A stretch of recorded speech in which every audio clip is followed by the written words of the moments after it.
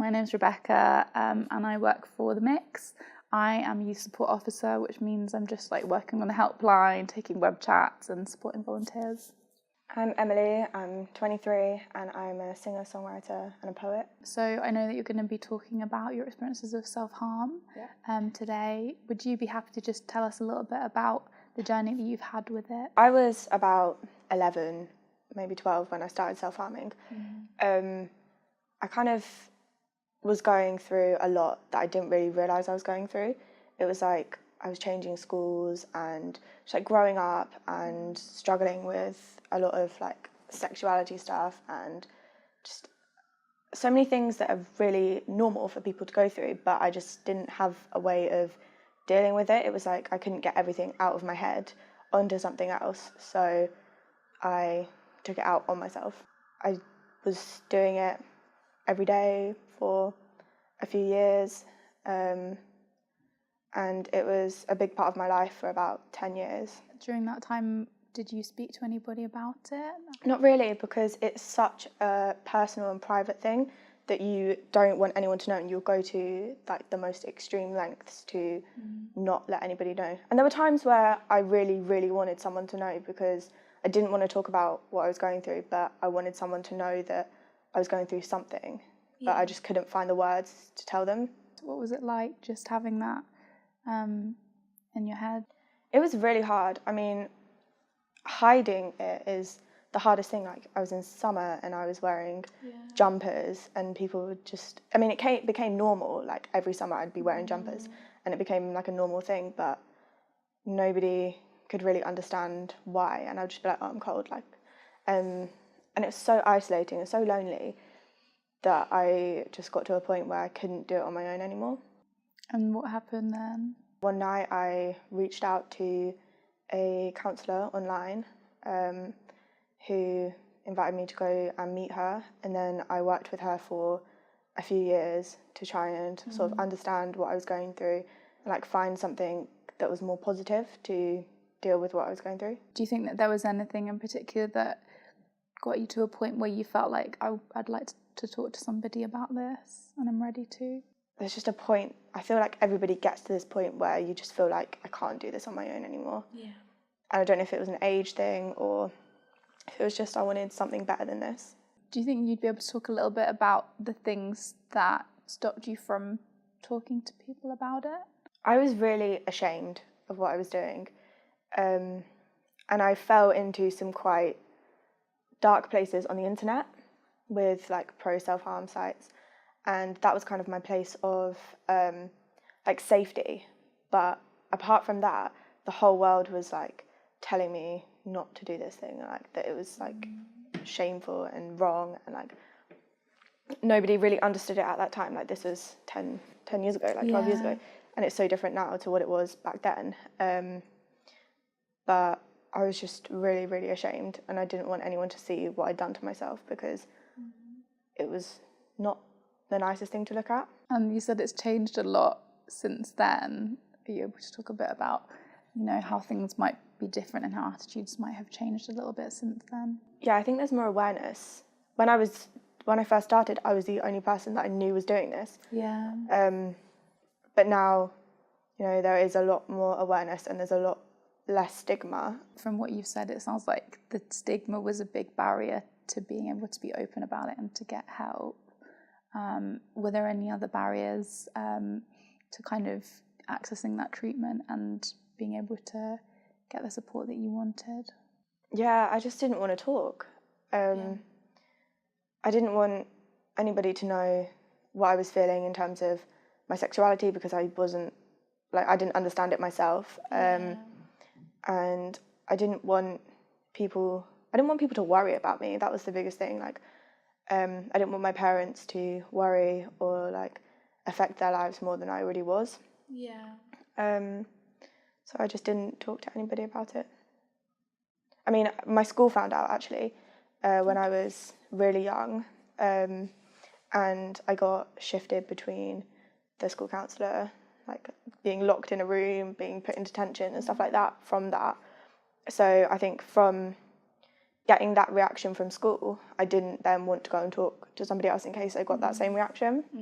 What do you think could have been done differently to make things easier for you at that point?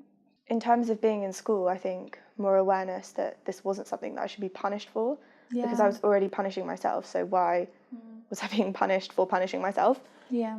And my teachers didn't understand what I was doing, or why I was doing it, and instead of talking to me about it, which is what they should have done, I was just shifted to different rooms with different people, or locked in a room, or put in detention and stuff like that. So it's just, there needs to be more awareness and more conversations. Anybody who was worried about somebody else self-harming and they wanted to do something helpful, what would you recommend? Are there any kind of approaches you think would be helpful, or any kind of questions that are nice to ask or things not to ask?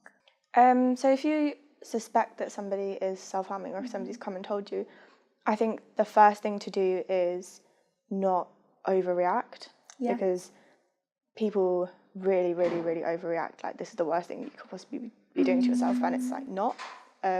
It's a coping mechanism, and people need to see it as a coping mechanism, as opposed to, it's like some people see it as a suicide attempt. So just like see it for what it actually is, a coping mechanism, and then speak to them about options of like treatment, or like seeing a GP, speaking to somebody else, like talking to family, and like help them become more aware of what's available out there, which I think is really important, because there isn't like a specific diagnosis for that, or like medication specific for that. So like finding options that are going to be helpful is probably the best thing that they can do.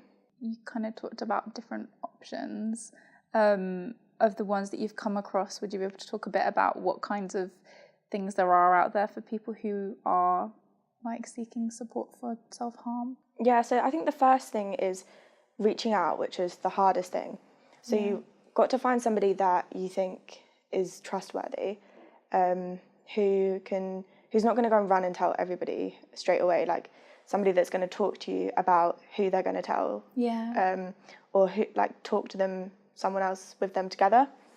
And then there's places like the Mix, where they have discussion boards and group chats where you know, you can find other people that are going through the same thing and who can help you find other options and like support services. How do you feel like, other than seeing a counsellor, how do you feel like you kind of move past that point in your life with self-harm?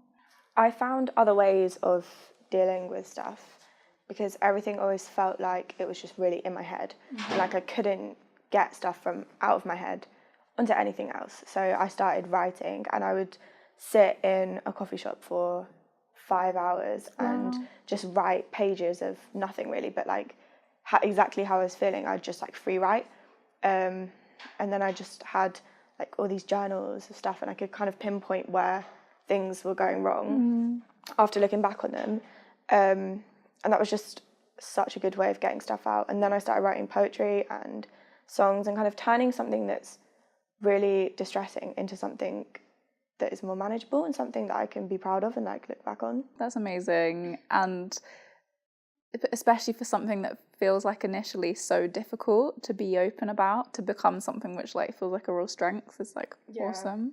Things like going walking, just getting out of the space that you're in, because you can get so overwhelmed with everything. If you take yourself out of that situation and go and do something else, then you know you can distract yourself, and just like taking some time to kind of sit with your thoughts, because I used to feel something and then I'd immediately want it to go away, and I'd be like, I don't know what to do, so I would take it out on myself.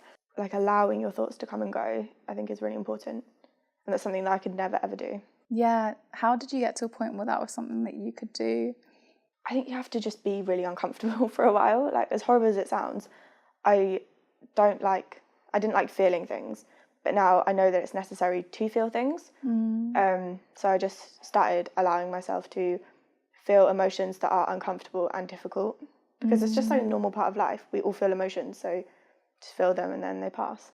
When you saw a counsellor, was that like helpful for those feelings that you were having? Did it help you kind of process things a little bit? Yeah, I think I needed to hear somebody tell me that it doesn't matter who I am.